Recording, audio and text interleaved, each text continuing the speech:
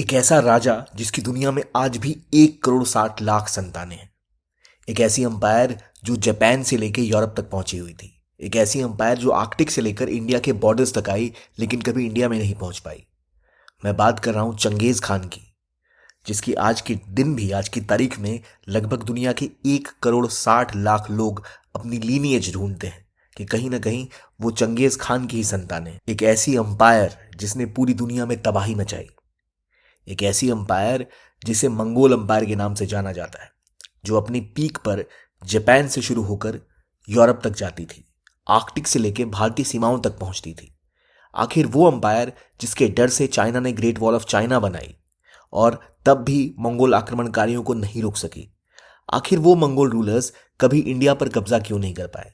क्या वजह थी कि जिनके हमलों से पूरी दुनिया कांप गई, वो आखिर इंडियन सब कॉन्टिनेंट में एंटर करते ही हार क्यों जाते थे? आइए जानते हैं इस पूरी कहानी को। Welcome to ज्ञानकोश।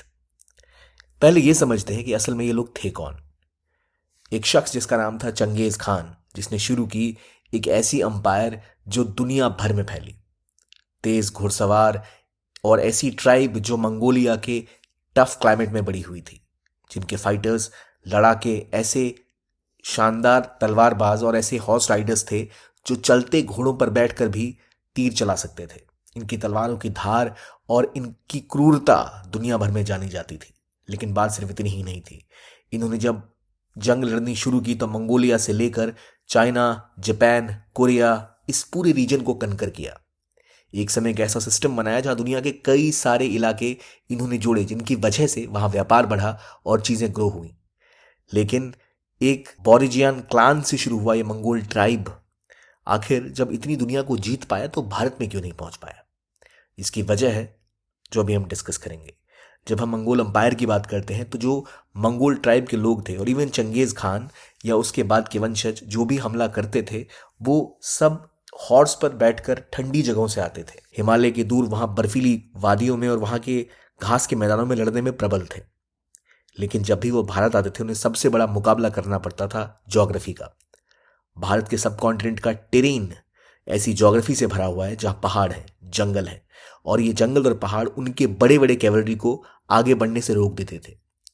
उनके लड़ाकों को, जो बहुत ही ज़्यादा शूरवीर और बहादुर थे, उन्हें एक बड़ा सामना करना पड़ता था क्लाइमेट का। जो वो खुल के लड़ते थे, जब वो इंडिया के पास आते थे तो इंडिया की गर्मी में वो अक्सर घुटने टेक देते थे। इस हार्श क्लाइमेट का सामना करने में उन्हें बहुत परेशानी झेलनी पड़ती थी। और एक और बड़ी चीज़ थी, वो थी यहाँ का उस समय होने वाला एक स्ट्रांग अंपायर का प्रेजेंस। दिल्ली पे उस समय दिल्ली सल्तनत थी। दो ऐसी लड़ाइयाँ, दो ऐसे युद्ध जिन्होंने मंगोल अंपायर को बिल्कुल ही कमज़ोर कर दिया और वो इंडिया में फिर घूम के नहीं आए। एक थी बैटल ऑफ ब्यास, जो ब्यास नदी पे लड़ी गई, जहाँ बलबन ने लड़ाई लड़ी थी मंगोल्स के खिलाफ। और दूसरी और निर्णायक लड़ाई जो थी बैटल ऑफ किली, जो हुई थी अलाउद्दीन खिलजी की सेना के सामने। गियासुद्दीन बलबन और अलाउद्दीन खिलजी के सामने इन लड़ाइयों में बुरी तरह हार हुई थी मंगोल आर्मी की। मंगोल आर्मी के घुड़सवार जब दिल्ली सल्तनत के लड़ाकों के सामने आए तो उनके घोड़े इन हाथियों से कामयाब नहीं हो पाए। इसके अलावा क्योंकि लड़ाई इतने दिनों तक चली और इतनी दूर तक चली थी कि उनकी जो लॉजिस्टिक्स थी, जो उनकी सप्लाई लाइन थी, वो इंडिया तक उन्हें सपोर्ट करने में कामयाब नहीं हो पाई। जब जब वो भारत पर आक्रमण करते थे तो उस लड़ाई में उन्हें सामना करना पड़ता था हाथियों का, और एक ऐसी लड़ाई का सिस्टम जो उन्होंने कभी सोचा नहीं था। एक ऐसी रणनीति जिस रणनीति से वो बिल्कुल भी अवगत नहीं। दिल्ली सल्तनत ने इंडिया के आसपास और इंडिया के अंदर ही कई लड़ाइयाँ लड़ी थी। इनके सैनिक या फौजी हालांकि सारे ट्रेन नहीं थे, लेकिन वो इस तरह से इक्विप थे कि उन्हें पता था कि इलाके में लड़ा कैसे जाता है। मंगोल फाइटर्स को लड़ाई लड़नी आती थी। वो जिन शहरों से गुजरते थे उन्हें तबाह कर देते थे। लेकिन भारत में आने के बाद उन्हें एक अजीब सी समस्या का सामना करना पड़ा, जहां पर क्लाइमेट से लेकर सामने वाले दुश्मन के हथियार और उनके लड़ने का अंदाज कुछ ऐसा था जिससे वो बिल्कुल भी अवगत नहीं थे। और इसी वजह से वो अक्सर यहाँ हारे। और ख़ास तौर पे बैटल ऑफ किली, जहां अलाउद्दीन खिलजी ने की आर्मी ने एक बहुत ज़बरदस्त जंग लड़ी। उस जंग में उन्हें इतना नुकसान हुआ कि उसके बाद वो कभी पलट के इस तरफ नहीं आए। बात सिर्फ इतनी ही नहीं थी, मंगोल अंपायर में चंगेज खान के मरने के बाद इतना डिवीजन आ गया था, इतने टुकड़ों में बच चुकी थी और इतने छोटे छोटे खनाइट्स बन चुके थे कि इन इंटरनल डिवीजन की वजह से वो भारत की दूरी तक आकर भारत पर कब्जा करने में सक्षम नहीं थे। दिल्ली सल्तनत ने ये भी कोशिश की थी कि मंगोल थ्रेट को कम करने के लिए वो उनके आसपास के लीडर्स को अक्सर कुछ गिफ्ट दिया करते थे ताकि वो बाकी इन्वेजन ना करें। और सबसे बड़ी बात थी टैक्टिक्स। दोनों ही आर्मीज का टैक्टिक बहुत अलग अलग था। जो स्ट्रेटजी सल्तनत के फौजियों ने यूज की थी वो ऐसी थी जिसका सामना उस समय करने में नाकामयाब थे ये मंगोल लड़ाके। हालांकि मंगोल्स की एक खास बात यह थी कि जहां भी उन्होंने रूल किया वहां पर वो काफी टॉलरेंट रिलीजियस पॉलिसी अपनाते थे, यानी धर्म परिवर्तन पे फोकस नहीं करते थे। ज्यादा जोर धर्म पे नहीं रहता था। इसी वजह से वो जगहों को जीतने के बाद वहां पर रूल कर पाते थे। भारतीय इलाकों में कई जगह ऑलरेडी ऐसा सिस्टम था जहां छोटे मोटे रूलर्स अपने रिलीजन के हिसाब से ही रूल किया करते थे, इसलिए वो एडवांटेज भी वहां उन्हें नहीं मिल पाया। दिल्ली सल्तनत की बड़ी आर्मी, एक स्ट्रांग रेसिस्टेंस, यहाँ का क्लाइमेट, सप्लाई चेन की कमी और जोग्राफिकल बैरियर्स उन्हें कमजोर कर देते थे और लड़ने में सक्षम नहीं हो पाए थे इस इलाके में। लगातार स्किल्ड वॉरियर होने के बावजूद और एक ऐसा सिस्टम होने के बावजूद जहां दुनिया में पैक्स मंगोलिका कहा जाता था और एक ऐसा सिस्टम कहा जाता था जिसमें मंगोल का कंट्रोल पूरी दुनिया के ऊपर था, उनका गवर्नेंस सिस्टम जिसमें उन्होंने मेरिटोक्रेसी को बढ़ावा दिया, जिसका सिस्टम हम आज भी कई जगहों पर फॉलो करते हैं, दिखाता है उनका बड़ा प्रभाव। लेकिन ये भी दिखाता है कि भारत पर कब्जा करना हमेशा से एक बहुत मुश्किल काम रहा है। चाहे चंगेज खान की बात करें, मंगोल्स की बात करें, चाहे फ्रेंच एम्पायर की बात करें, तो जब मंगोलों ने हमला किया तो वो उम्मीद कर रहे थे कि बाकी इलाकों की तरह भारत को भी तबाह करके दिल्ली में घुस के और पूरे इलाके पे कब्जा कर लेंगे, लेकिन वो इसमें कभी लॉन्ग टर्म तक कामयाब नहीं हो पाए। इसलिए उनकी एम्पायर कभी भी सब कॉन्टिनेंट के अंदर ज़्यादा देर तक और ज़्यादा दूर तक फैल नहीं पाई। यही वजह थी जिसकी वजह से मंगोल एम्पायर कभी भारत में उस प्रकार से कब्जा नहीं कर पाई जैसा वो चाइना, कोरिया और बाकी के इलाकों में कर पाए।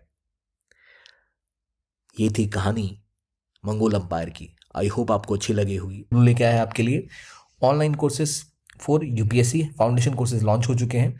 संकल्प टाइटन जो इंग्लिश का बैच है, संकल्प जो इंग्लिश का बैच है, प्रहार 2025 के लिए एक इंग्लिश का बैच है, टाइटन 2025 के लिए इंग्लिश का बैच है। इन बैचेस में खास बात क्या है, क्यों आपको ज्वाइन करना चाहिए? देखिए, जब आप प्रिपेयर कर रहे होते हैं तो आपको एक चीज़ की ज़रूरत होती है, वो होती है स्ट्रांग विल पावर की। लेकिन साथ में प्रिपरेशन के दौरान सबसे बड़ी दिक्कत ये आती है कि आप जब कंटेंट देखने जाओगे तो मार्केट में इतना ज़्यादा कंटेंट है कि आप परेशान हो जाओगे क्या पढ़ें क्या नहीं पढ़ें। तो एक ऐसी जगह जहाँ कंसोलिडेटेड आपको और बेहतर क्वालिटी का कंटेंट मिले, कंसोलिडेटेड कंटेंट जहाँ से आप बेफिक्र होकर पढ़ाई कर सकें। आपको क्लासेस ऐसी मिले जो सिलेबस के हिसाब से टेलर मेड हो और फैकल्टी ऐसी हो जो आपके डाउट्स को क्लियर करे। इसके अलावा ये भी बहुत इंपॉर्टेंट होता है कि आप प्रैक्टिस करें। अगर आप प्रैक्टिस नहीं करेंगे तो आपकी सारी नॉलेज कुछ समय बाद आप उसको भूल जाएंगे या अप्लाई नहीं कर पाएंगे। तो इन कोर्सेज की खास बात यह है कि आपको लाइव क्लासेस मिलती हैं जीएस की, जिनका रिकॉर्डेड एक्सेस भी आपको बाद में दिया जाएगा। इसके अलावा आपको सीसेट की क्लासेस मिलेंगी और मोस्ट इंपॉर्टेंटली यहाँ पर आपको जीएस की जो ई बुक्स मिलेंगी वो ऐसी होंगी जो कंप्लीटली कॉम्प्रिहेंसिव है। उसके बाद आपको बाहर कहीं कुछ और रिलाई करने की चीज़ की कोई ज़रूरत नहीं है। आपको एमसीक्यूज रोज़ मिलेंगे, मीन्स के क्वेश्चन मिलेंगे, यानी अपनी प्रिपरेशन को पूरी तरह सिक्योर होकर तैयार कर पाएंगे। आपको बार बार भटकने की ज़रूरत नहीं है और ये सब करने के लिए आपको दिल्ली नहीं आना है, कहीं नहीं जाना। आप अपने घर में ये सब एक्सेस कर सकते हैं और प्राइसेस भी कोई 1 लाख रुपए की नहीं है, ये केवल 7,999 रुपये से शुरू है। तो एक बहुत ही अफोर्डेबल फाउंडेशन बैचेस स्टार्ट हो चुके हैं, एडमिशन ओपन है। इसमें अगर आप अपने आप को एनरोल करना चाहते हैं तो इस यूट्यूब वीडियो के कमेंट सेक्शन में पिंड आपको लिंक मिल जाएगा या डिस्क्रिप्शन बॉक्स में आपको लिंक मिल जाएगा, जहाँ से जाके आप इन कोर्स के बारे में डिटेल से समझ सकते हैं। और ये कोर्सेज आपको प्रिपेयर करेंगे आपकी तैयारी के लिए। मेहनत आपको ही करनी है, पर ये चीज़ें आपके लिए थोड़ी आसान कर देते हैं, गाइडेंस के लिए दे देते हैं और आपको स्ट्रक्चर प्रोवाइड कर देते हैं। तो अपना ख्याल रखिएगा, दिल्ली एनसीआर के पास है। मास्क पहनिए और देखते रहिए ज्ञान कोश। कीप ऑन वॉचिंग ज्ञान कोश and have a nice day.